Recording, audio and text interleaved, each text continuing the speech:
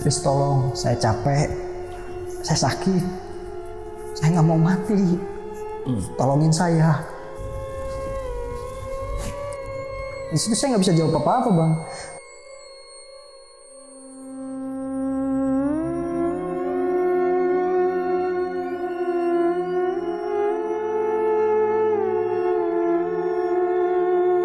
Ternyata setelah sholat isya dia datang. Dan itu lama bang, bisa sampai 10 menitan. Itu saya kaget dan dia nggak pergi-pergi. Saya ingat banget dia megang kepala saya kayak gini. Wah, kamu juga harusnya mati. Karena saya mati gara-gara kamu. Kamu harus ikut sama saya. Saya nggak bakal berhenti ganggu kamu.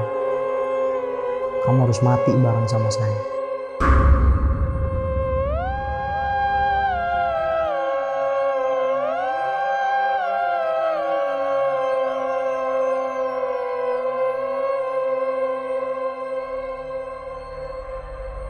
Assalamualaikum warahmatullahi wabarakatuh. Salam sejahtera untuk kita semua. Kembali lagi di Lonceng Misteri, masih bersama gue Gilang. Dan malam ini gue kedatangan seseorang yang bakal nyeritain kejadian horor ketika dia kehilangan seorang sahabatnya. Dan ketika sahabatnya ini meninggal, banyak sekali kejadian-kejadian horor yang dia alami.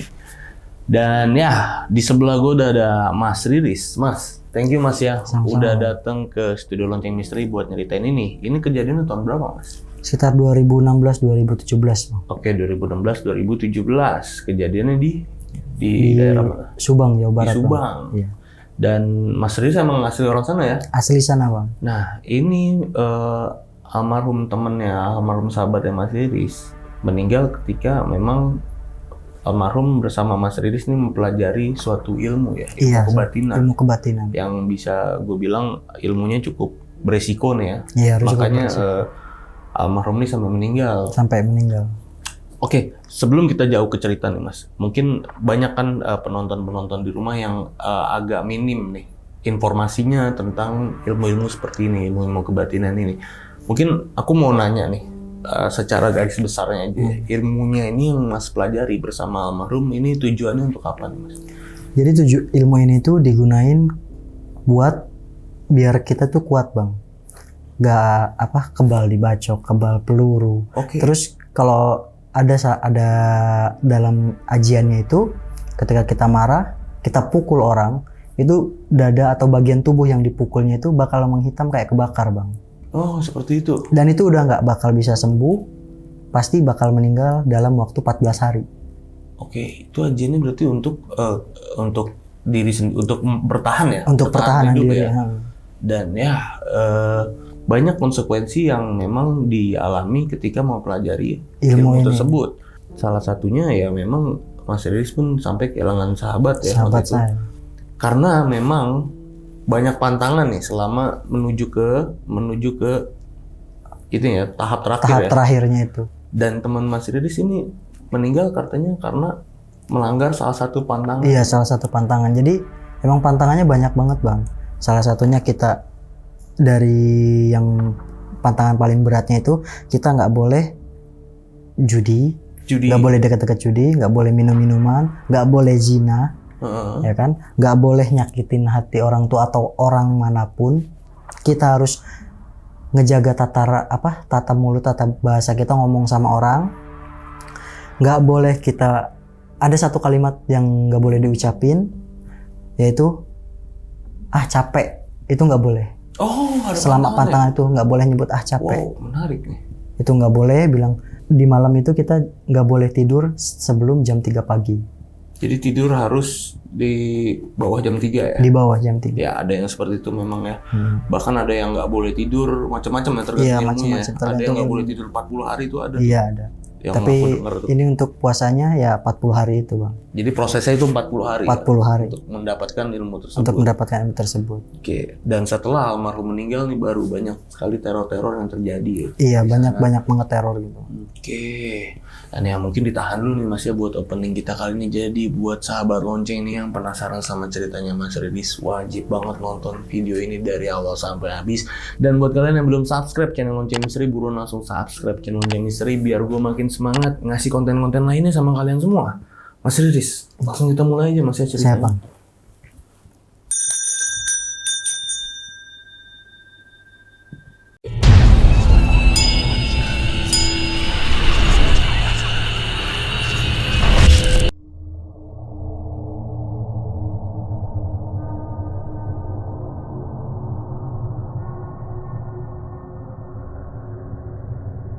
Oke Mas Riris, itu gimana Mas ceritanya Mas? Jadi ceritanya itu saya sama teman saya itu dapat mandat buat ngamalin sesuatu amalan bang. Amalan itu nanti dilakuin selama 40 hari puasa dan lain sebagainya gitu bang. Oke. Tapi sebelum kita ngelakuin amalan itu juga, guru tuh udah beberapa kali nanya, kalian yakin bisa mampu? Kalian yakin bisa mampu? Dan kita kekeh yakin dan positif gitu kan. Akhirnya dikasih waktu 7 hari buat apa? Buat ngerenungin gitu, buat ngeyakinin diri sendiri. Karena emang amalannya juga lumayan berat bang. Oke, prosesnya itu Prosesnya berat, ujiannya juga berat, dan pantangannya pun banyak banget. Nah di situ karena emang saya niat pengen selesai gitu, dapat amalan tersebut bisa sukses gitu kan. Saya jauhin tuh semuanya tuh yang bisa berpotensi bikin saya gagal dalam ngelakuin amalan tersebut. Karena konsekuensinya kan guru itu ngasih tahu kalau sampai gagal gara-gara ngelanggar pantangan yang untuk mempelajari ilmu itu, kamu kalau nggak meninggal, kamu bisa gila. Oh. Itu konsekuensinya 2. Jadi saya semaksimal mungkin lah mempersiapkan diri biar jangan sampai di tengah jalan itu saya kena godaan dan gagal gitu melanggar pantangan-pantangan tersebut. Setelah 1 minggu di samping saya mempersiapkan diri juga ngebersihin diri, almarhum ini enggak ternyata bang. Dia tuh nganggapnya sepele lah ibaratnya. Karena emang sebelum-sebelumnya lancar-lancar aja kan. Dia mungkin mikirnya udahlah nggak apa-apa katanya aman. Akhirnya setelah 7 hari kita datang lagi ke padepokan itu. Kita dikasih amalan, ini yang harus dibaca, kalian puasa selama 40 hari. Ingat jangan sampai ngelanggar pantangan yang udah disebutin. Oke. Itu udah diingetin lagi, pantangannya A, B, C, D-nya itu udah dijelasin semua. Itu jangan sampai kalian langgar. Karena konsekuensinya emang berat. Antara meninggal atau jadi gila. Akhirnya kita pulang ke rumah masing-masing. Kita amalin lah itu bang. Hari pertama, hari kedua berlanjut sampai hari ke-8 itu masih ibaratnya kita masih ada banyak cobaannya gitu kan. Kita masih bisa ngehandle gitu bang. Masih tenang, masih ayo lanjut aja jalan gitu. Lanjut aja ngamalinnya gitu, masih bisa di cover lah. Ada sekitar 20 harian, di hari ke-20 kita ngejalin amalan tersebut. Itu pas malam minggu bang. Malam minggu itu saya kebetulan itulah pas hari H penyebab almarhum ini gagal ngejalanin amalan tersebut bang. Jadi pas malam itu malam minggu saya ada maulidan.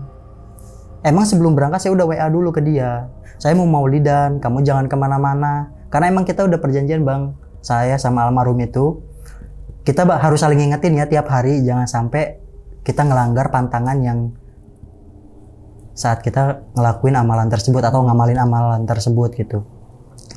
Akhirnya saya WA ke dia, setengah jam saya tunggu tuh nggak dibales. Saya pikir dia tuh tidur, ternyata dia mungkin udah keluar, lagi ada mau main gitu bang.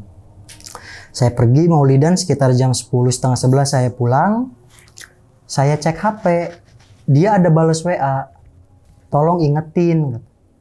Saya malam ini keluar. Saya di situ udah kaget bang.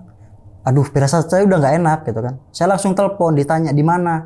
Di rumahnya A, saya bilang. Loh, nggak ngapa-ngapain kan? Langsung nangis dia bang. Udah tuh saya udah yakin dia pasti ada sesuatu yang terjadi kan. Udah yuk sekarang kita ketemu di tempat warung biasa kita ketemu nongkrong bang. Pas banget dia datang itu udah nggak ada bayangannya bang. Jadi kalau orang kena lampu kan ada bayangan. Itu udah nggak ada bayangannya. Di situ saya udah punya feeling nggak enak gitu kan.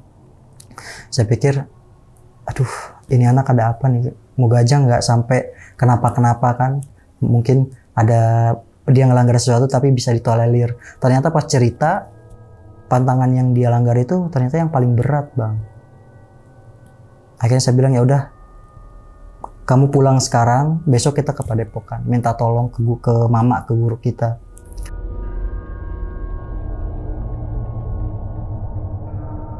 Besoknya kita datang kan ke padepokan itu.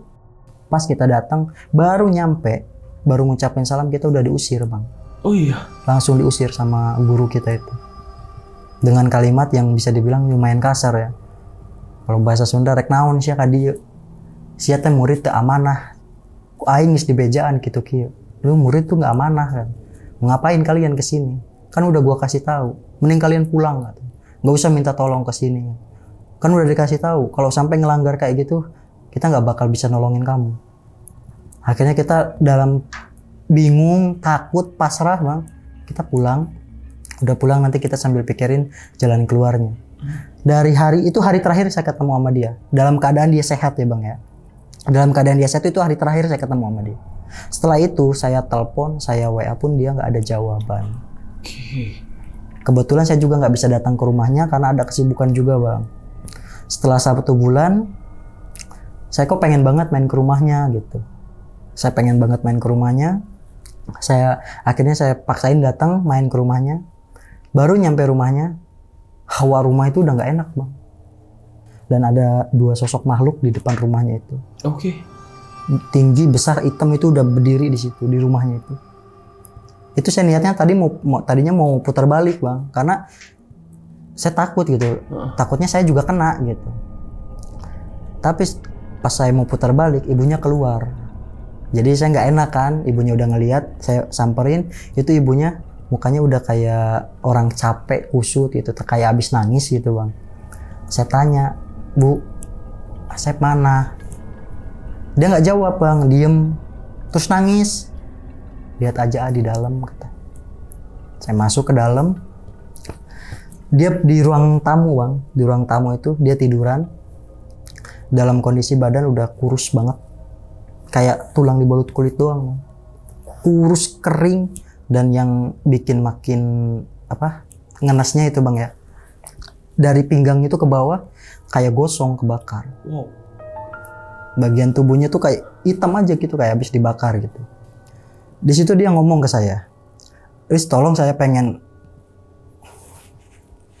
maaf ya bang ya. Kalau pas ini saya paling nggak tahan gitu ceritanya bang. Ya, bang. Ya makasih bang.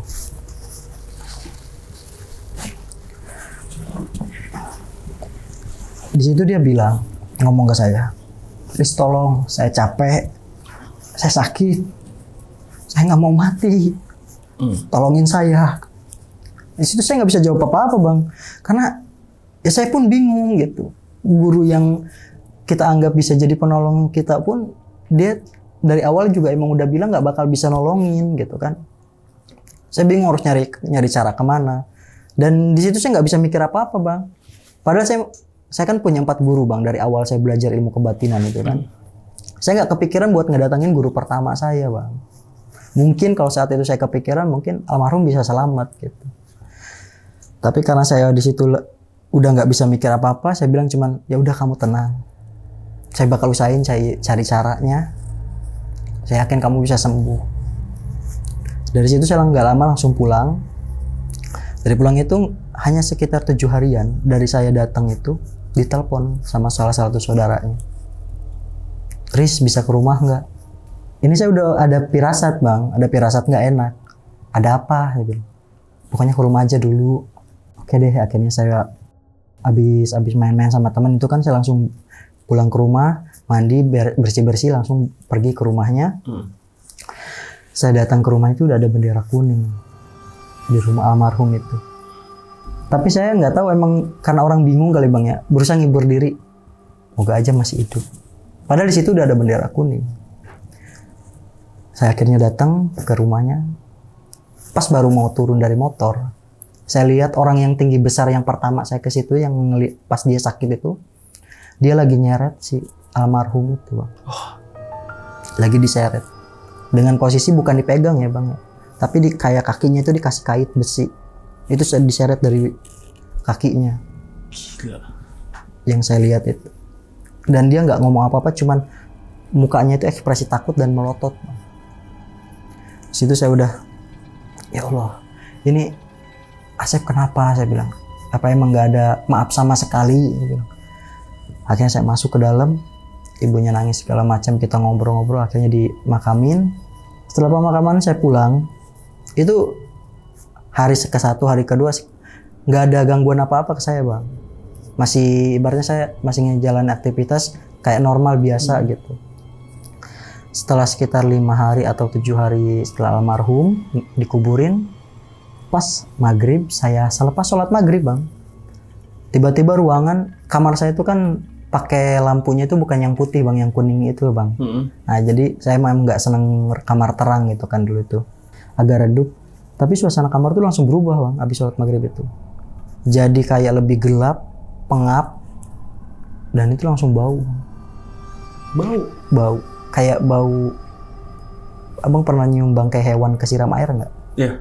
Nah baunya kayak gitu, nyengat kan. Itu bau banget. Dan gak lama saya lihat dia berdiri di samping lemari saya. Di situ saya nggak bisa ngomong apa-apa bang. Dia cuma ngomong, please tolongin saya. Saya capek, saya sakit, saya nggak mau disiksa, tolongin saya. Itu saya nggak bisa jawab apa-apa bang, kayak ngebatu gitu, kayak ngebatu ngelihat apa yang saya lihat itu masih belum bisa dicerna gitu. Dia terus bilang tolong saya, dengan keadaan dari kepala sama tubuhnya itu keluar darah. Mungkin emang dia disiksa mungkin di sananya kan. Dia dengan berdarah-darah terus ngulangin kalimat yang sama. Sekitar 1 atau 2 menit habis itu dia ngilang. Di situ saya bengong. Saya kepikiran gitu gimana caranya biar saya bisa nolong si almarhum ini. Karena emang kebetulan kita emang dekat gitu bang. Dekat banget sama si almarhum Asep ini. Kita selalu apa-apa bareng, kalau dapat amalan ya kita kerjain bareng, saling ingetin terus gitu. Iya. Jadi ini pertama kalinya dia datang ya setelah meninggal ya? Pertama kalinya setelah Dan meninggal. yang pas Mas Riris datang ke rumahnya ketika dia pertama meninggal tuh yang masih ada bendera kuning segala macam, ngelihat almarhum diseret itu berarti dalam penglihatan Mas Riris ya ini ya? Iya. Konteksnya ya. Dan yang posisi di situ udah rame kan orang? Udah rame. Dan itu sosok makhluk yang nyeret Mas Riris ini gimana Mas? Jadi dia tuh kayak nggak peduli bang, nggak sama orang sekitar itu. Dia bentuknya tuh hitam, tinggi, besar, dan dari mulutnya itu keluar liur ya. Tapi itu darah bang. Oh iya. Iya. Mukanya manusia tapi mukanya kayak kayak bekantan bang. Kayak bekantan. Soalnya ini besar di sini, kayak bekantan mukanya itu. Hitamnya tuh pakai jubah atau pakai baju biasa? Maksudnya kayak gimana deh? Bulu ya? Bulu, hitam itu bulu bang. Bukan pakaian ya? Bukan, hitam itu bulu. Gitu. Terus kayak binatang ya? Kayak binatang. Cuman emang binatang gede gitu. Dan megang besi itu ditusuk ke kakinya itu ditarik bang. Oke. Jadi itu yang Mas Riris lihat. Dan sosok itu sama ketika pertama kali datang. Almarhum masih sakit tuh ya? Pas almarhum masih sakit itu emang sosok itu udah ada di situ. Akhirnya dari situ saya nggak bisa tidur. Sampai sekitar jam 2 saya baru bisa tidur. Saya siangnya beraktivitas kayak biasa lagi. Malamnya setiap habis lepas maghrib dia tuh selalu datang bang. Hari kedua, hari ketiga dari saya digangguin itu terus saya didatengin. Dan kalimatnya pun selalu sama. Kondisinya sama, masih berdarah-darah, dan dia selalu bilang, tolongin saya capek. Tolongin saya pengen pulang. Sampai ke hari 18 kalau nggak salah deh. Hari ke-18 itu dia datang tapi dengan kondisi yang lebih parah dan ekspresi kata-katanya pun udah beda banget Pak. Dia datang itu dengan kondisi udah bener-bener kayak hancur bagian kepalanya itu, dan mukanya itu ekspresi marah, kesel gitu. Lalu dia bilang gini, saya mati gara-gara kamu. Dia bilang gitu. Saya mati gara-gara kamu. Kenapa kamu gak ngingetin saya? Kamu harus tanggung jawab katanya. Jangan kamu enak-enakan hidup. Saya di sini disiksa. Tanggung jawab kamu. Dari hari itu dia selalu datang. Entah itu dari mimpi, entah itu secara langsung, dan selalu diulang-ulang. Itu bikin saya benar-benar ngerasa beban bahwa saya itu emang salah saya gitu bang, dan emang benar-benar terbebani, seolah-olah saya tuh jadi penyebab utama dia meninggal itu bang. Saya jadi keseharian saya juga jadi nggak bisa kayak hari-hari biasanya gitu kan. Saya lebih banyak murung, lebih banyak diem karena kepikiran mikirin gimana caranya biar si almarhum tenang, jangan sampai gentayangan lagi. Itu sampai sekitar kurang lebih 2 bulan. 2 bulan lebih bang, saya digangguin itu. 2 bulan lebih dan sekitar 2 bulan itu saya ditelepon sama pihak keluarga almarhum itu. Telepon suruh ke rumah. Telepon saya disuruh ke rumah, akhirnya saya datang kan ke rumah. Ternyata yang diganggu itu bukan cuma saya bang. Oke. Jadi nggak cuma Mas Riris aja. Nggak cuma Riris doang, saya doang. Bahkan ibunya itu pernah ditendang. Ditendang. Dan itu dia ngewujud dengan wujud yang sama yang saya lihat. Gitu. Dia marah-marah ke ibunya. Kamu kenapa nggak bisa nolongin saya?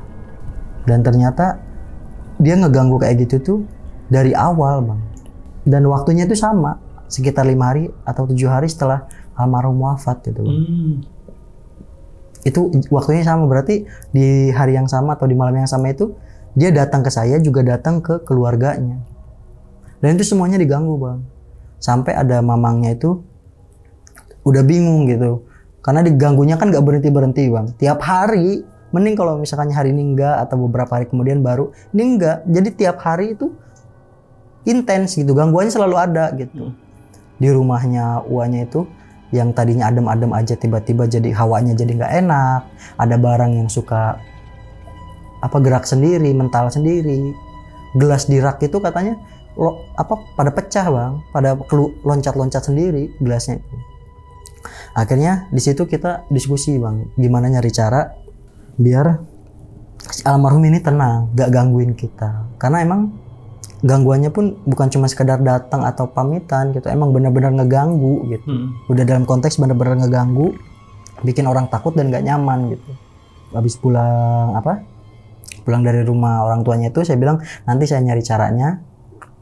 Saya nyari cara buat nyempurnain almarhum ibaratnya kan.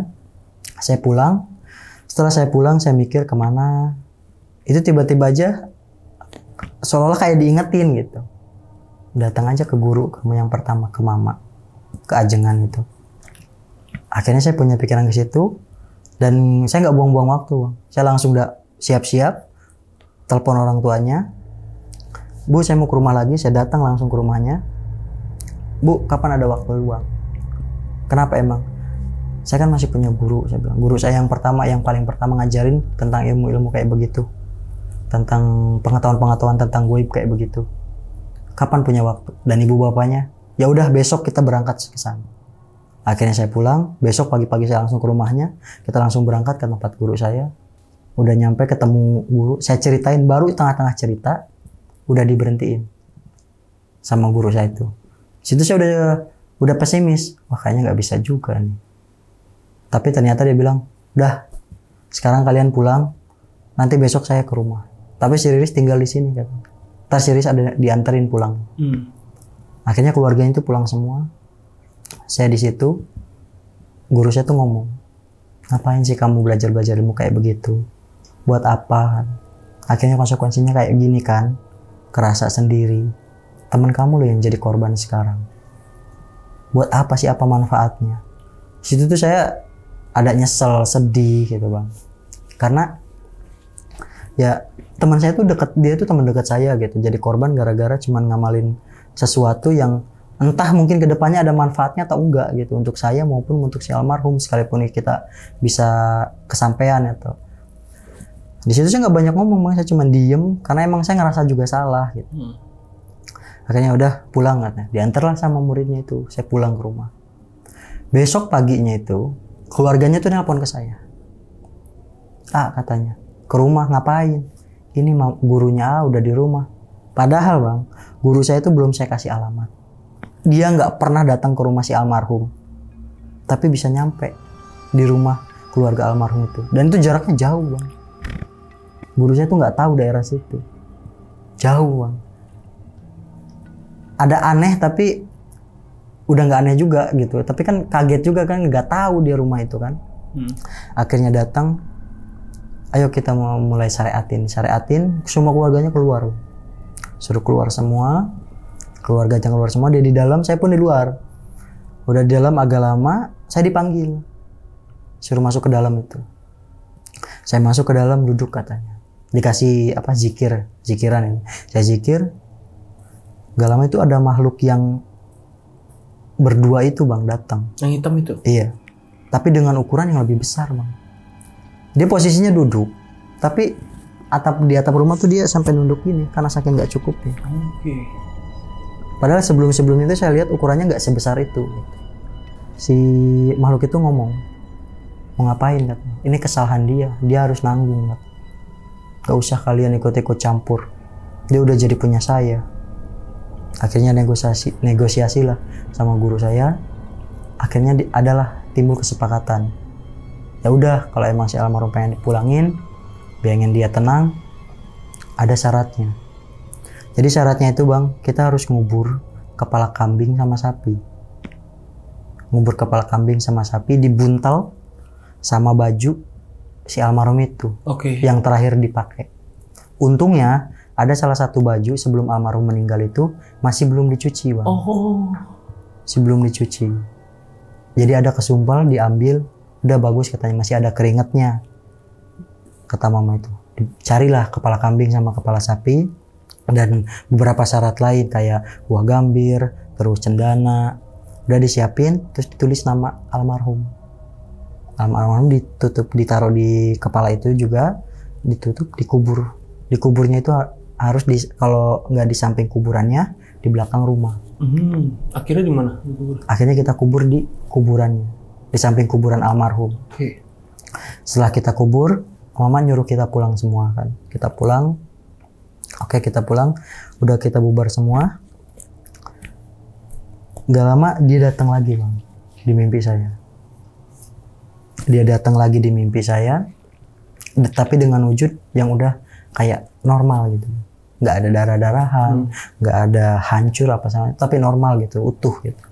Dan dia cuma ngomong, makasih ya Riz, saya sekarang udah bisa pulang, saya nggak bakal datang lagi, maaf ya saya gangguin kamu, sekarang saya mau pulang.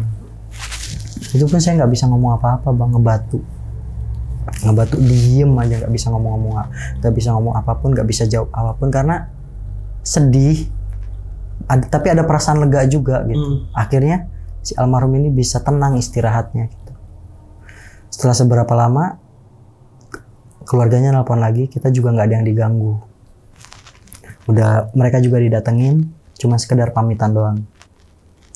Setelah itu saya ngejalanin hari lagi kayak biasa.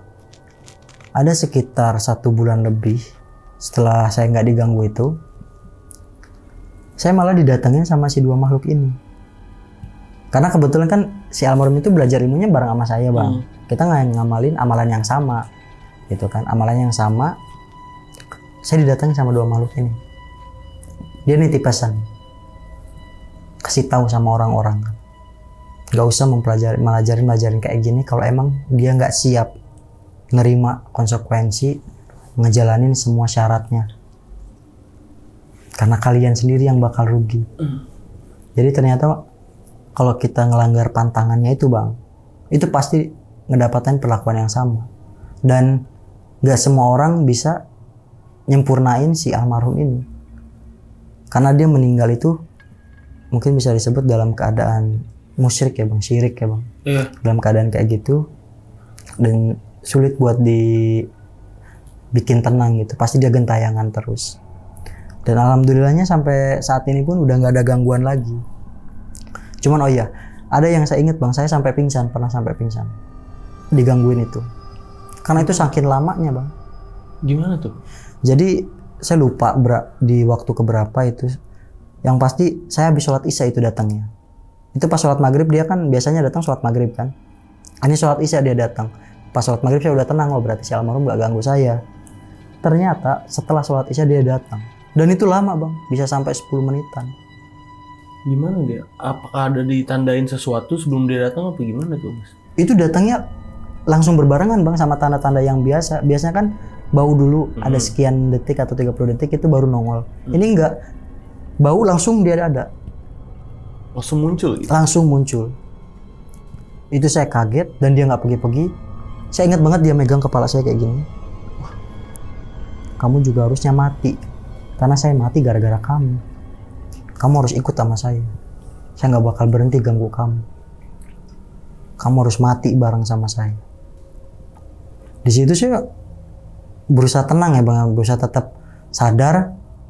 Tapi tangannya ini kayak seolah-olah kayak nyedot sesuatu dari badan saya bang. Jadi badan saya tuh kaku, tapi lemas, gak ada tenaga sama sekali bang. Lama-lama lemes, akhirnya saya pingsan. Saya sadar sekitar jam 9:30, 10 lah. Saya sadar, itu udah kosong. Udah kosong, gak ada apa-apa. Tapi kepala saya itu disentuh kayak gini sakit banget. Sampai seminggu lebih itu saya ngerasain sakit itu. Itu kejadian yang lumayan bikin saya sampai ada kontak fisik ya bang. Sampai kontak fisik tuh itu. Sampai ada ngerasain sakit sampai berhari-hari gitu. Paling cuman itu doang sih bang. Kalau yang mamanya sampai ditendang itu detailnya gimana mas? Tahu nggak mas detailnya? Jadi si ibunya tuh ceritanya gini bang. Dia tuh mau sholat maghrib, ya kan? Mau sholat maghrib, tapi nggak jadi karena apa? Datang bulan. Nah datang bulan kan, jadi nggak jadi. Akhirnya dia batal sholat maghrib. Dia katanya lagi mau tiduran di kamarnya itu, lagi tiduran. Mungkin ya namanya ibu habis kehilangan anak kan, sambil nangis keinget anaknya itu. Tiba-tiba ada yang nendang bang. Jadi kan dia kasurnya tuh di kamar si ibunya tuh nggak pakai kasur yang ranjang itu bang. Di bawah gitu. Di bawah gitu kan. Kasurnya tuh kayak lesehan kayak gitu. Ditendang bang. Dan pas dia nengok itu si almarhum. Waduh. Itu nendangnya nggak sekali bang. Dia terus nendangin. Kenapa kamu nggak nolongin saya? Kenapa kamu nolongin saya? Gitu ya? Iya. Gila. Sampai dia mau teriak itu nggak bisa bang, karena saking ketakutan kan. Dia mau teriak susah, tapi karena udah saking lama ditendang-tendangnya itu, akhirnya dia baru bisa teriak minta tolong ke suaminya. Setelah suaminya datang, ya itu udah nggak ada gitu, cuma si ibunya ini. Dan itu, mohon maaf bang, darah itunya itu berceceran. Darah haidnya itu. Ada ya? Iya, darah haidnya itu keluar gitu. Berantakan gitu di celananya itu. Dan itu dia bilang sampai 3 atau 4 hari dia nggak bisa jalan. Oh ini kok ekstrim banget ya, sampai bener-bener kayak dia berarti kayak solid ya wujudnya. Solid bang, jelas banget gitu. Nggak cuma sekedar bayangan gitu. Ya mungkin dia meninggal nggak ikhlas bang, meninggal nggak ikhlas, terus juga meninggal dalam keadaan kayak gitu. Meninggalnya kan bisa dibilang nggak wajar gitu. Jadi mungkin banyak penyesalan itulah yang bikin dia jadi kuat, bisa ngewujud, bisa bergerakin benda, bisa mukul, bisa nyerang. Sampai saya ditelepon itu kan minta tolong dibersihin karena emang gangguannya itu separah itu gitu. Oke Mas Riris, untuk almarhum Mas Asep ini sendiri ya, kan sebelum dia ngelanggar pantangan itu ya, dia ke rumah si A ini. Berarti A ini aku bilang wanita nih. Iya, teman wanitanya. Teman wanita.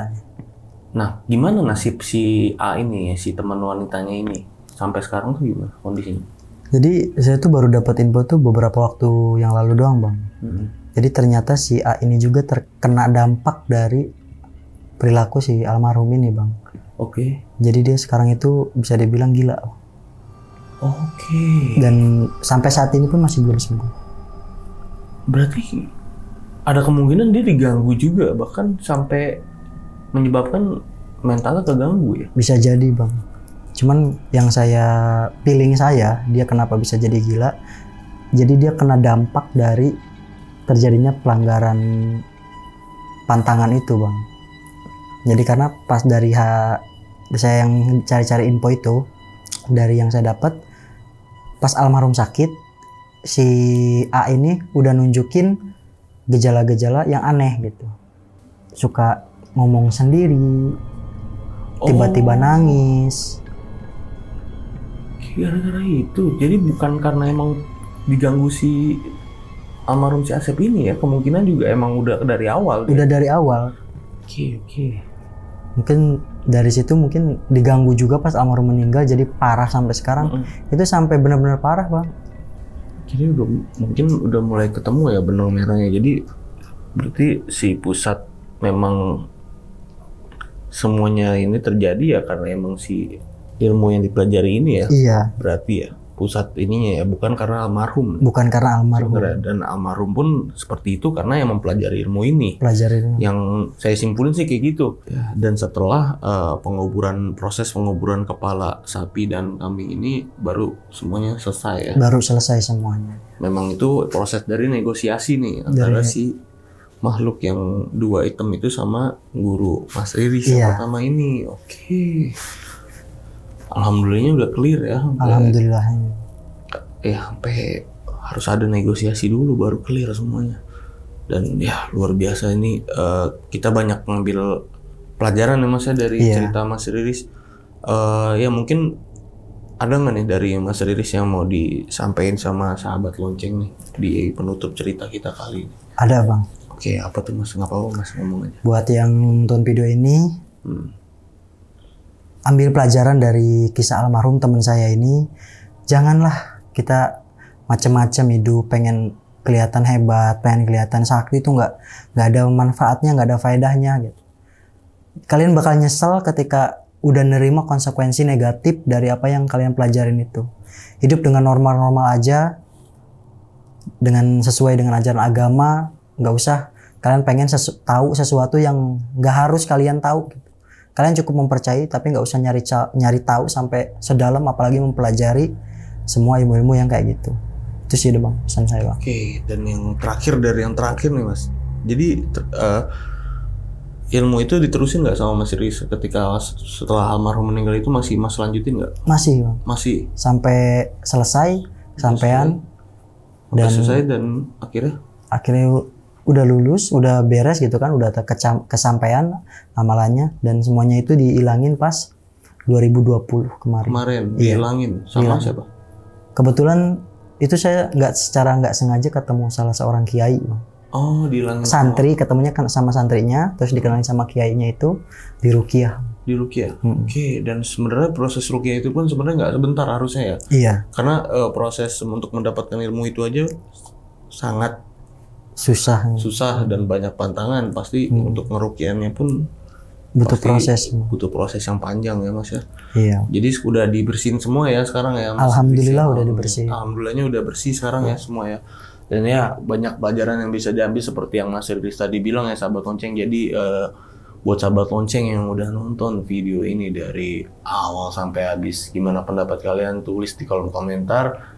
Dan Mas Riris katanya Mas Riris juga sekarang udah mulai ngonten ya Mas ya, bikin YouTube sendiri. Itu nanti bakal konsepnya gimana nih Mas, channel YouTube-nya Mas? Jadi sama kayak podcast Bang. Cuman nanti ada podcast juga, ada juga saya nanti cerita sendiri di tempat-tempat yang ada sejarah kronologi yang seremnya. Berarti datang ke tempat ya? Datang ke tempatnya. Wow, menarik ya.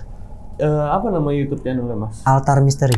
Altar Misteri. Jadi nanti linknya gue taruh di deskripsi buat sahabat lonceng bisa bantu buat di subscribe dan ditonton videonya. Baru ada berapa video Mas? Baru satu, tapi nanti bakal next lanjut upload terus. Jadi bisa buat temen-temen nih yang kiranya kurang nih asupan horornya bisa mampir ke channel Mas Riris, Altar Misteri. Dan linknya gue taruh di deskripsi, bisa langsung diklik aja. Dan yang terakhir gue mau ngucapin banyak terima kasih sama Mas Riris. Mas, thank you Mas ya. Sama-sama Bang. Udah nyeritain kejadian horor ini sama sahabat lonceng, terutama sama saya nih Mas. Thank you banget. Siap. Dan ya akhir kata gue Gilang Aditya izin pamit. Mas Riris juga izin pamit. Bye-bye.